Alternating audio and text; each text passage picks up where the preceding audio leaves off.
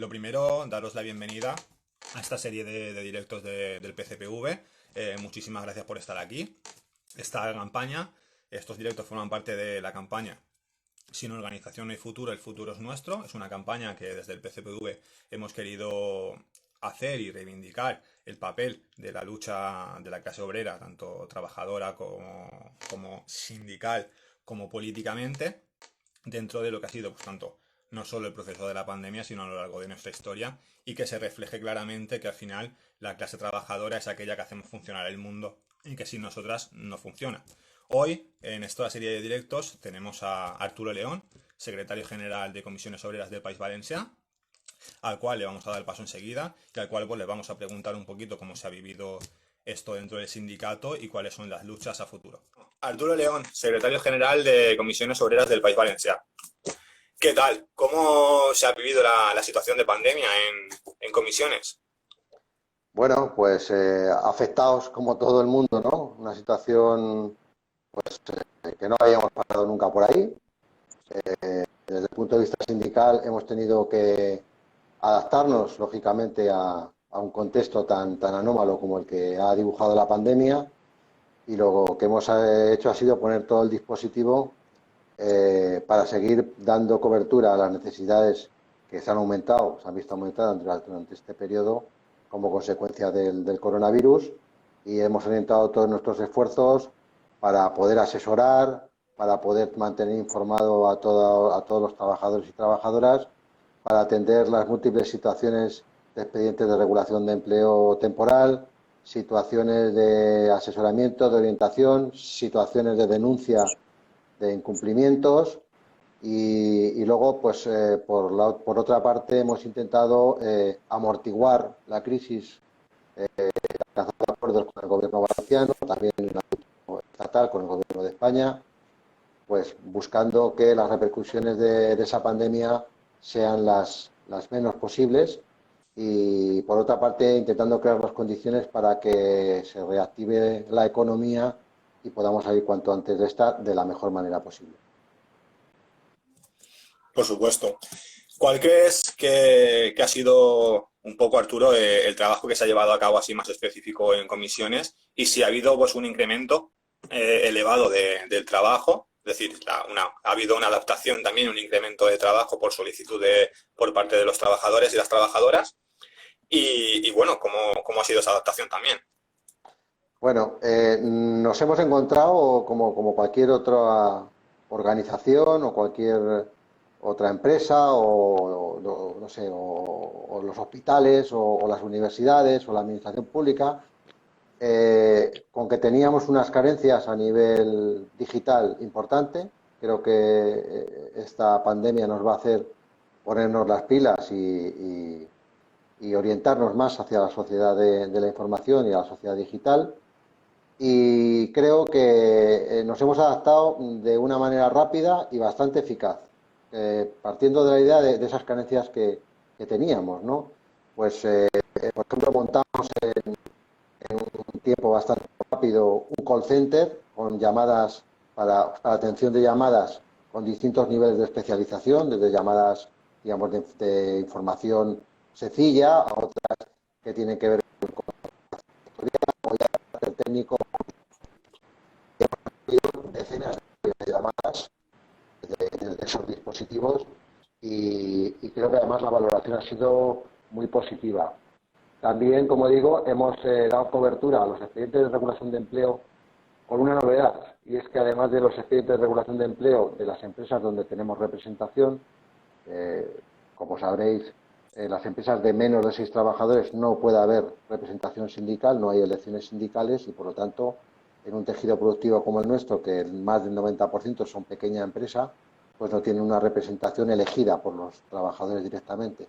Pero este año hemos podido, como consecuencia de la normativa que se establece en el decreto del estado de alarma, poder también echar el ojo, no tanto como hubiéramos querido, pero echar el ojo ya también a los expedientes de regulación de empleo de empresas en las que no tenemos representación.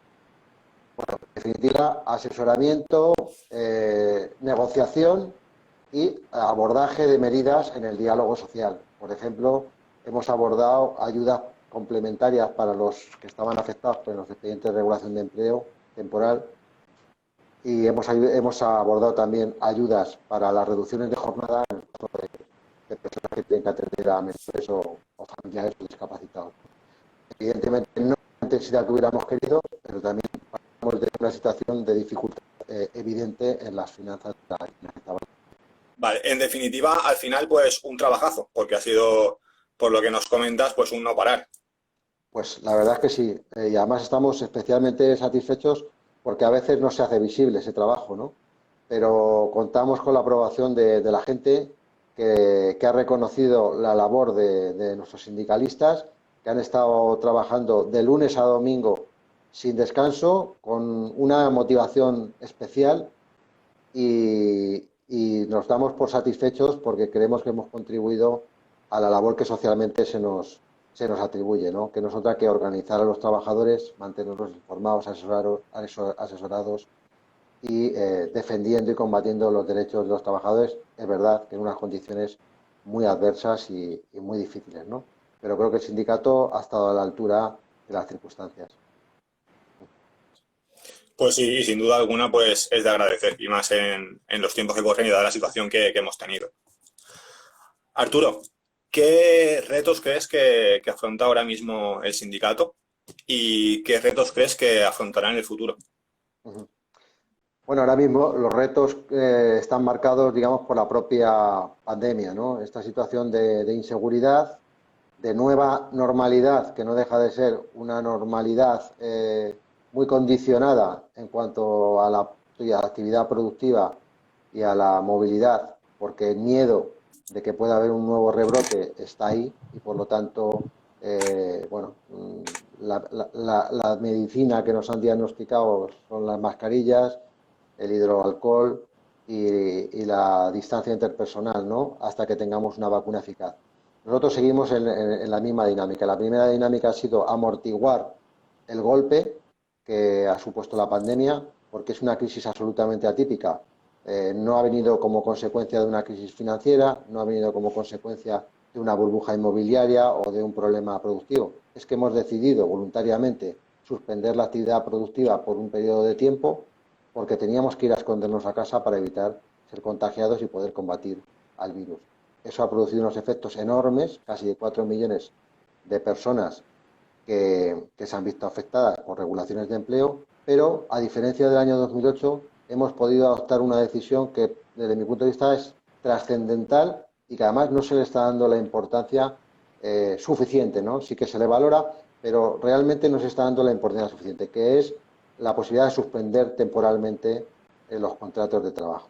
Porque hay 4 millones de personas, cerca de 4 millones de personas, que a día de hoy estarían en el desempleo si se hubiera aplicado la receta de la salida de crisis del año 2008, y ahora en la nueva reanudación de la actividad, pues intentar ir incorporando ese trabajo que ha quedado ahí suspendido y evitando que haya la menor destrucción.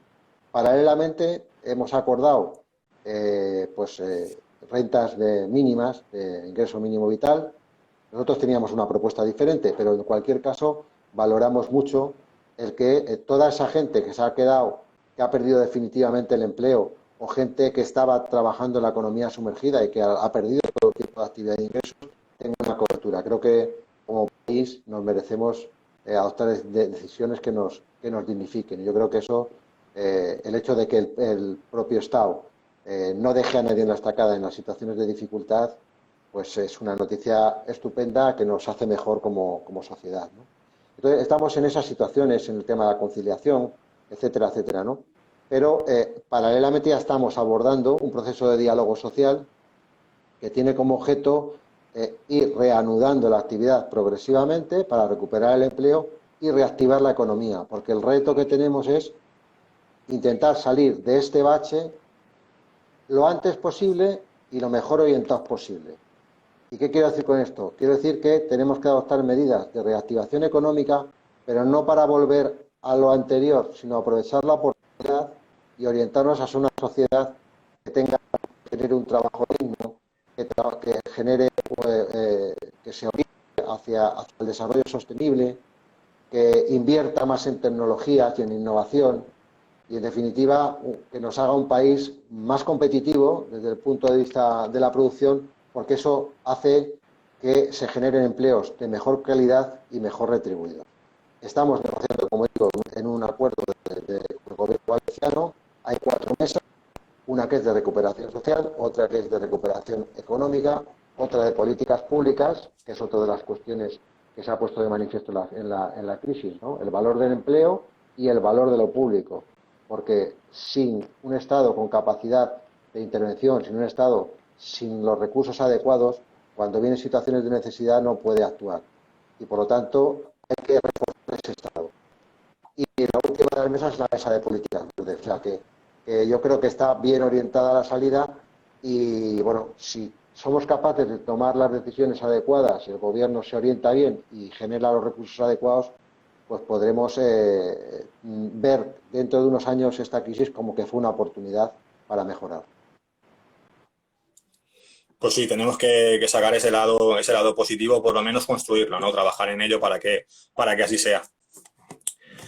Una de las preguntas, Arturo, a la que cuando has mencionado la cuestión de la conciliación, es en qué se está trabajando para fomentar políticas de conciliación real cuando vemos que el teletrabajo ha llegado para quedarse y de qué manera se va a articular la lucha sindical en ese sentido y cómo proteger a las mujeres que al final en estos casos suelen ser las más afectadas por esa falta absoluta de conciliación real.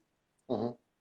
Bueno, efectivamente, como dices tú, el teletrabajo ha venido para quedarse, pero actualmente nosotros consideramos que lo que estamos haciendo no es teletrabajo en puridad. Es trabajo en casa, algunas veces con medios tecnológicos y otras veces sin medios tecnológicos.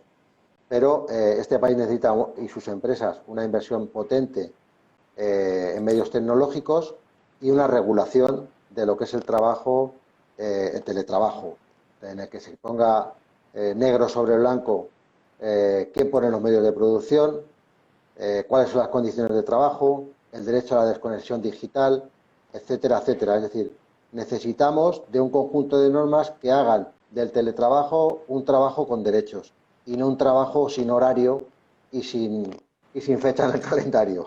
¿eh? En fin, efectivamente, en una situación como la que hay actualmente, donde la red pública no da soporte suficientemente para cubrir las situaciones de atención a menores, principalmente, pero también a mayores dependientes, es necesario que se articulen medidas por parte del Estado, porque quien más padece los contratos precarios, quien más padece los contratos temporales, los contratos de medias jornadas, etcétera, son las mujeres. Y en una situación en la que las personas, las familias, no pueden disponer de medios para la atención de sus menores o de sus mayores, pues está la tentación de que uno de los dos tenga que quedarse en el domicilio a llevar la responsabilidad de los cuidados. En el caso de familias monoparentales, como la mayoría de ellas son mujeres, pues evidentemente es un problema enorme, ¿no? Y no podemos permitir que los avances que han tenido las mujeres con la incorporación al mercado de trabajo se vean ahora envueltos en una marcha atrás porque no se dispongan los recursos necesarios. Nosotros hemos apostado a nivel de la Comunidad Valenciana en un acuerdo que es insuficiente porque requiere de una mayor continuidad, pero hemos apostado por la reducción de jornada con una ayuda de carácter retribuido asociada al IPREM, de tal manera que las personas que se acogen a esas circunstancias, que además hemos apostado por las que tienen más dificultades económicas, en primer orden, pues puedan de alguna manera transitar durante este tiempo, ¿no? Pero, como digo, es insuficiente, habría que prorrogarlas y mantenerlas lo que sea suficiente. Hemos hecho propuestas en el ámbito del diálogo social para que se puedan hacer contrataciones para ayuda y cuidado de menores o de mayores dependientes. Es lo que nosotros llamamos el bono concilia, que es una medida que ya se ha implantado en Italia y que viene a cubrir ese vacío tan grande, ¿no? Porque cuando uno tiene un niño o una niña en casa y no tiene quien lo cuide y tiene que elegir entre trabajar o cuidarlo, pues probablemente tendrá que decidir ir a trabajar, porque si no, no podrá vivir la familia, ¿no? Pero esa angustia de tener que dejar a un menor en casa sin una tutela, sin un cuidado, pues es enorme. Y yo creo que el Estado tiene que asumir esa situación como prioritaria y tiene que poner los medios para que las personas puedan ir a trabajar y compatibilizar la vida laboral con la familiar. Pues sí, totalmente. Sabemos ahora mismo que apostar o enfocarse en una economía únicamente dedicada o enfocada al turismo, como es la actual y más aquí en País Valencià, sabemos que es un error, pero actualmente muchísimas familias viven de este sector. ¿Cuáles son las propuestas que hay para trabajar en esto dentro de comisiones obreras? Bueno, vamos a ver, el sector turístico es muy importante a nivel español por el peso que tiene en el conjunto del Producto Interior Bruto y todavía más importante en la Comunidad Valenciana. Por lo tanto, cualquier sector de la producción hay que cuidarlo porque es generador de empleo. Dicho esto, nosotros creemos en Comisiones Obreras, primero, que hay que dar un mayor valor añadido al sector turístico. Tenemos que trabajar porque tenga un mayor reconocimiento, pueda tener mayores ingresos y tenga, desde luego, mejores condiciones de trabajo sus trabajadores.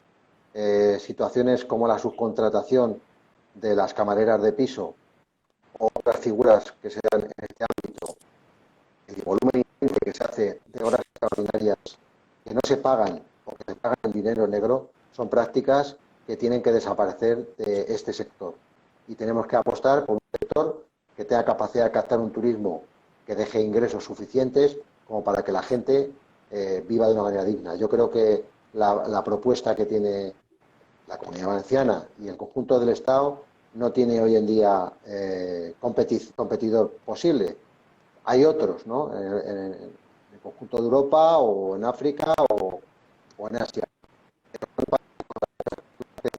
nuestro, por los niveles de seguridad que tiene, que es muy difícil con la que competir, ¿no? Y por lo tanto creo que se debería de tener en cuenta. Nosotros apostamos por una tasa turística, además, que pueda generar unos ingresos que reviertan en las ciudades, de manera que el impacto que genera el turismo pueda ser mitigado y apostamos también por un conjunto de sectores productivos donde el turismo no tenga ese peso. No me estoy refiriendo a que el turismo haya que reducir el tamaño del turismo. Lo que tiene que incrementar es el tamaño de la industria, el tamaño de los sectores innovadores, el tamaño del sector público que generan empleo. Es un sector importante, trabaja mucha gente allí, vive muchas personas del turismo y no debemos de renunciar a la industria turística. Pero tiene que ser un sector que evolucione hacia la innovación, a generar mayor valor añadido y a renovar sus convenios colectivos con los trabajadores, que como en el caso de Castellón, 7 años sin convenio colectivo. Entonces, hay que cambiar ese rumbo indiscutiblemente. Y dentro de lo que es el conjunto de sectores, el turismo no puede ser tan importante, porque el turismo genera un tipo de trabajo que no tiene la misma capacidad de resistencia ante situaciones de crisis. Entonces, nosotros tenemos que apostar por una economía basada en la industria, en la innovación y en sectores que tengan capacidad de generar valor añadido, de empleo de más calidad y resistencia ante las situaciones de crisis. Una de las preguntas que te quería hacer, ahora que estábamos hablando de esto en cuestión, es si la reconstrucción del tejido industrial es un objetivo del sindicato, algo a perseguir o conseguir. Por supuesto, yo creo que el tejido industrial ha ido reduciéndose en la Comunidad Valenciana y hemos pasado de tener hace apenas 2 décadas un 20% del peso de lo sectorial en la industria a estar ahora en el 14%, ¿no?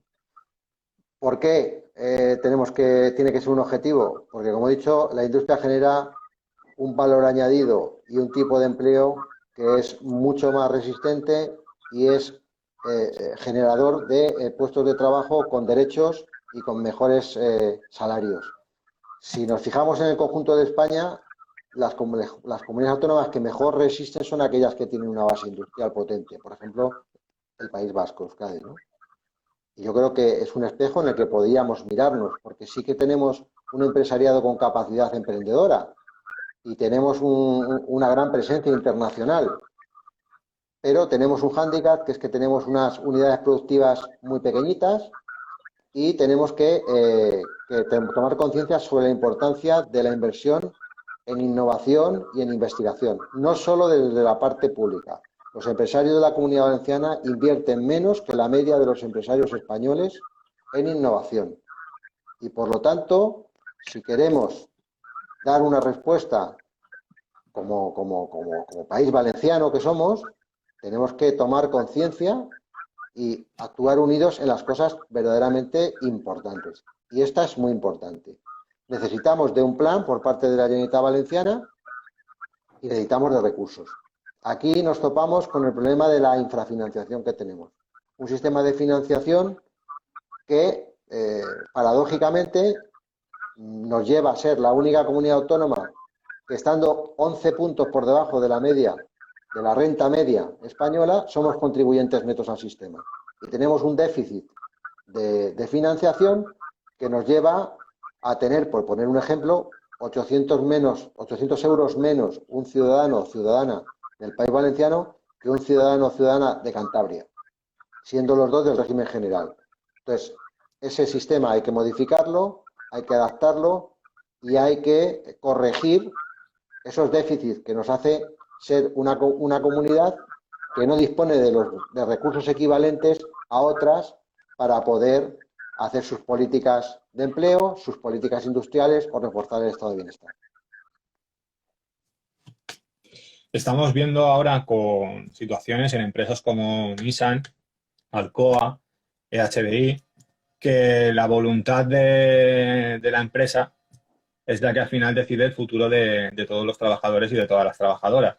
Y me gustaría también conocer un poco cuál es la apuesta de Comisiones Obreras del País Valenciano en este aspecto y si apuesta por la nacionalización de empresas con cláusulas de no retorno al sector privado, por todas esas empresas que van a ser liquidadas y deslocalizadas en muy poco tiempo.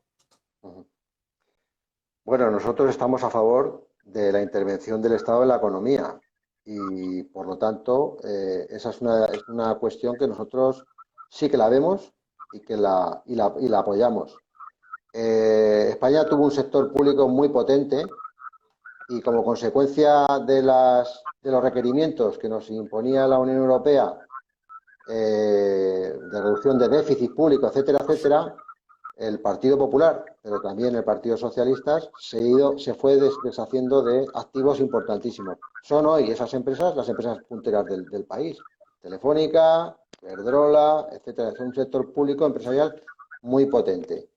Yo creo que está más que justificado que el Estado pueda intervenir en la economía y en sectores estratégicos.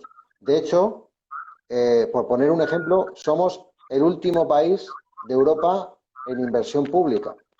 Europa no te prohíbe la inversión pública. Tenemos países que van desde Alemania, que es de los que menos invierten, pero que dobla la inversión pública de España en empresas, en el sector público empresarial, a países como Dinamarca o Finlandia, que están en el entorno del 40%, o Francia, que supera el 8%. Es decir, no es ninguna anomalía lo que estamos planteando. Lo que estamos planteando es que en sectores estratégicos el Estado tenga un papel determinante, como lo debería tener en Bankia, porque hemos entregado una cantidad de dinero importantísima en una situación de crisis y deberíamos de hacer que ese banco cumpliera funciones públicas, por ejemplo, a la hora de favorecer la liquidez de las empresas, que no está jugando ese papel. Entonces, tiene que dar algún retorno a la sociedad. Si el Estado invierte un dinero en el sector privado, tiene que necesariamente encontrar un retorno, tiene que poder condicionar la actuación de esas empresas. Y nosotros somos favorables a que el Estado pueda intervenir en situaciones como Nixon o como Alcoa o como las que se pueden dar aquí en empresas de la Comunidad Valenciana, siempre que sean sectores estratégicos y siempre que esa intervención tenga como objeto mantener el empleo, tenga como objeto garantizar la actividad económica de la empresa y mantenga unas condiciones de trabajo dignas. Se evidencia pues así la importancia de la organización de los trabajadores, las trabajadoras, sea bien a nivel sindical como a nivel político o inclusive ambas para defender esos derechos que tantos años y tantas luchas ha costado conseguir, que en su momento nos retiraron y que ahora tenemos que recuperar. ¿Cuál sería el mensaje que mandarías pues, a esas personas que no se atreven por H, B o Z a dar el paso de tomar partido de alguna forma, de sindicarse, de militar políticamente? ¿Cuál sería lo que les dirías? ¿Qué les aconsejarías? Yo lo que les aconsejaría es que la manera mejor de defender sus intereses, que no son otros que los intereses de los trabajadores y trabajadoras, es militar en las organizaciones que defienden sus intereses, que tiene que ser capaz de desbrozar la paja del grano y que tiene que darse cuenta que hay partidos políticos que mantienen discursos que son hipócritas y que no van a beneficiarle en su situación. Cuando el Partido Popular dice que el dinero donde mejor está es en el bolsillo de los ciudadanos, no está defendiendo que a los trabajadores o a las clases más humildes no les cobren impuestos. Que sepan que la derecha nunca les va a defender, porque quien defiende a los trabajadores defiende sus condiciones de trabajo, y el mensaje que mandan las derechas pues está socavar el estado de bienestar y precarizar las condiciones de trabajo. Y eso nunca puede ser beneficioso para los trabajadores, nunca. Las organizaciones sindicales y las organizaciones políticas de izquierdas defendemos un Estado mayor, más redistribuidor, y un Estado y una sociedad más justa. Totalmente, así es. Pues antes de despedirnos, Arturo, a mí me gustaría decir a las personas que nos están viendo que vamos a continuar con esta serie de directos desde el PCPV y que la semana que viene, lunes, a esta misma hora, tendremos a Álvaro Castaño y María Garcés, que son personas que están trabajando dentro del Banco de Cuidados en Alicante. Qué tan importante ha sido para esas personas dependientes durante este proceso de pandemia. Hablaremos un poco de su experiencia y de la importancia de la participación en este tipo de iniciativas. Por mi parte, Arturo, a mí lo que me queda es agradecerte de parte del PCPV vuestra intervención, a ti personalmente y al sindicato. Y nada, un placer colaborar con vosotros y esperemos que estas colaboraciones no sean solo puntuales, sino que se den más a menudo. Pues nada, las gracias darlas a vosotros, que sois los que nos habéis permitido tener esta conversación de manera distendida, y nosotros siempre estamos abiertos a colaborar con el PC, sin lugar a dudas.